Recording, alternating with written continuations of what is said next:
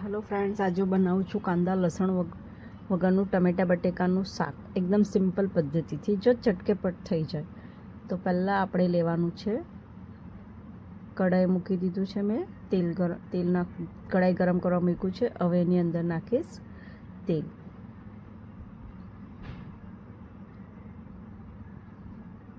ઓછા તેલમાં બનાવવાનું છે. પછી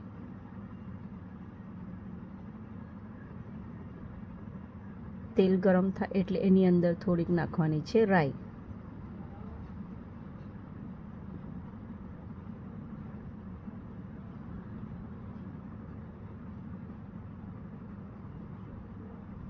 આ રાઈ છે.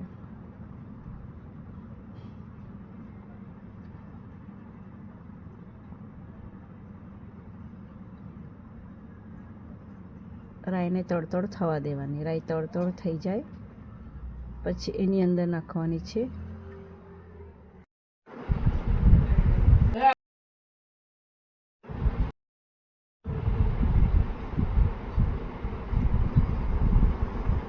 હવે રાઈ તતરી જાય એટલે એની અંદર નાખવાની છે ઈંગ અને થોડો કડી પત્તો.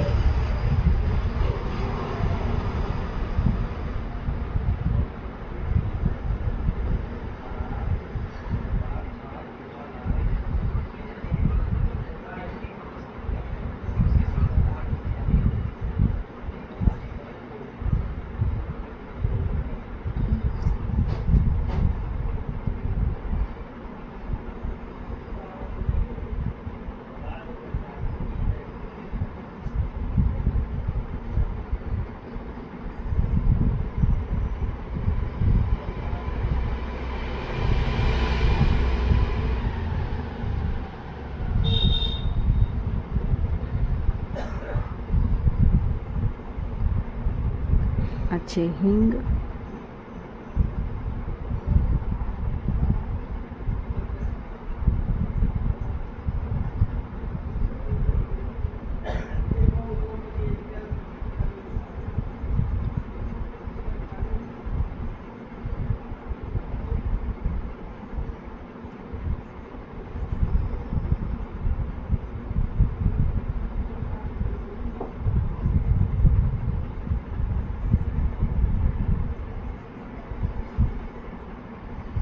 હવે નાખવાનું છે અંદર આદુ મરચાંની પેસ્ટ જે મેં વાટીને રાખી હતી. આ છે આદુ મરચાંની પેસ્ટ.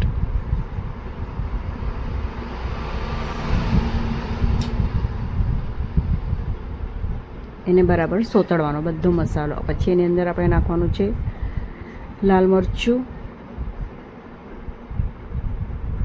હળદર અને ધાણા જીરું. એને બરાબર સોતળવાનું. હવે આપણે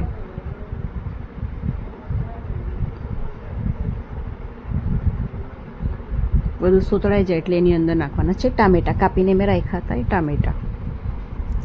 ટામેટાં નાખીને એકદમ સોતળવાનું. ટામેટાને થોડું નરમ થઈ જવા દેવાના.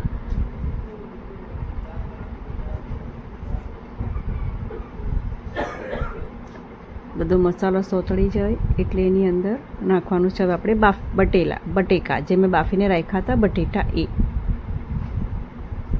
પહેલાં મસાલો થોડો સોતળવા દેવાનો. મીઠું નાખવાનું બાકી હતું એટલે મેં મીઠું બી નાખી દીધું છે. ટામેટામાં બટેટા બાફવામાં પણ મેં મીઠું થોડું નાખ્યું હતું.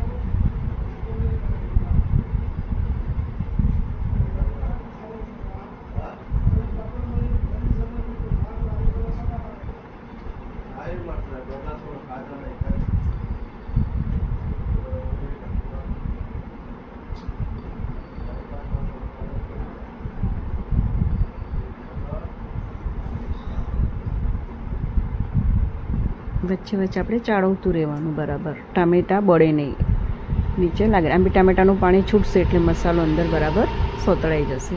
આ મેં બટેટા બાફીને રાખ્યા હતા એ હવે નાખું છું એની અંદર બટેટા.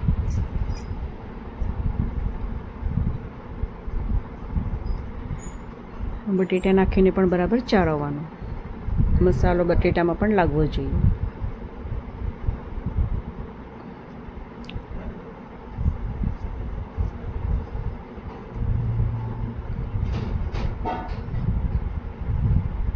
થોડું તેલ મને ઓછું લાગ્યું એટલે મેં થોડું તેલ નાખ્યું ઉપરથી.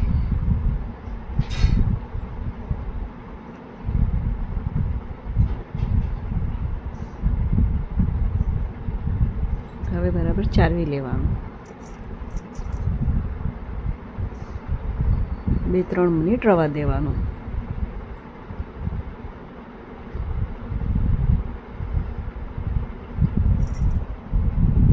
આપણે પાણી એમાં નાખવાનું છે, પણ પાણી ગરમ કરીને નાખવાનું છે. એટલે મેં એક તપેલીમાં પાણી લઉં છું.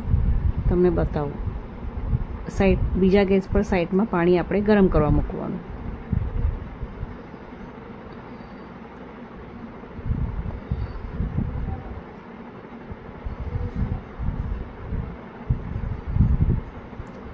મેં ગેસ ચાલુ કર્યો અને એના ઉપર મૂકું છું હવે તપેલી. તમને બતાવી દઉં, આ મેં 1 ગ્લાસ પાણી ગરમ કરીને નાખું છું અંદર.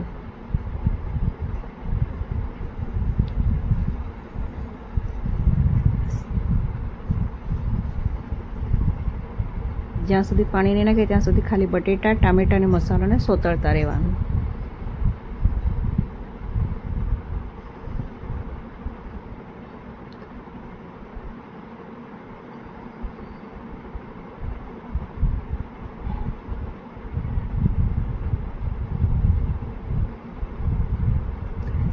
બટેટાને જો સૂકો જ સોતળું છું.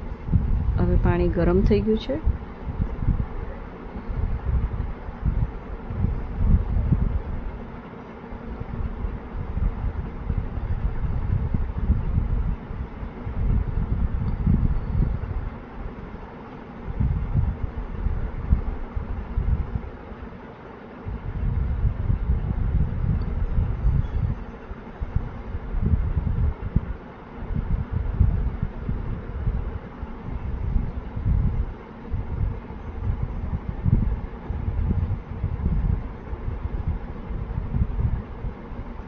આ ગરમ પાણી થઈ ગયું છે એ શાકમાં નાખી દેવાનું પછી, અને શાકને ઉકળવા દેવાનું.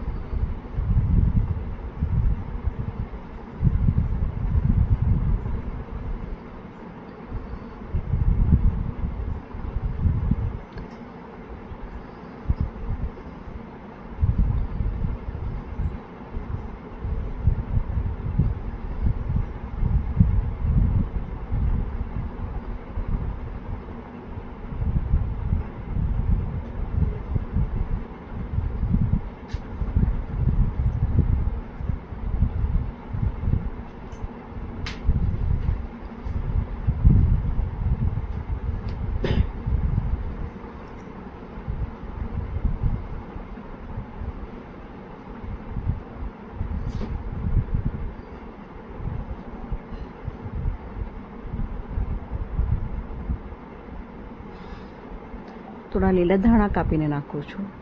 થોડા ચળવામાં જ નાખી દેવાના એટલે અંદર બરાબર મિક્સ થઈ જાય. પછી થોડું જોઈએ તો ઉપર માટે રાખીશ. આટલા ઉપર, પછી શાક બની જાય એટલે ઉપર કાપીને નાખીશ.